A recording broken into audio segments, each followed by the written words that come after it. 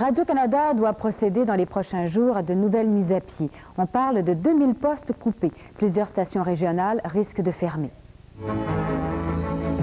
Le budget de Radio-Canada et de son pendant anglais CBC approche cette année le $1,5 milliard de dont les 2 tiers, $1 milliard, proviennent du gouvernement fédéral. Comme tous les autres médias, Radio-Canada est touché par la baisse des revenus publicitaires qui devaient être de 439 millions cette année.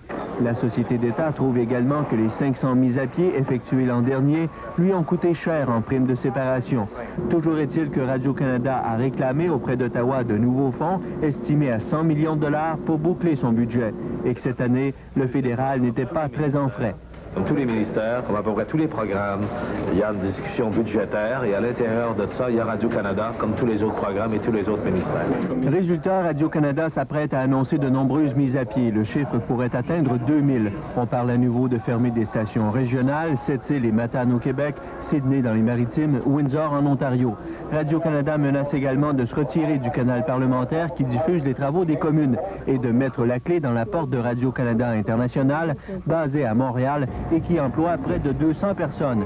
Un exercice difficile, mais qui, selon le ministre Masse, constitue un exercice naturel d'ajustement de Radio-Canada à son mandat.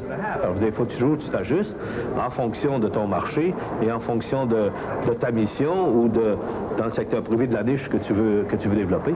Or, le mandat de Radio-Canada est justement en voie de modification. La Chambre des communes s'apprête à adopter le projet de loi C-40 qui, entre autres choses, lui enlève le devoir de faire la promotion de l'unité nationale.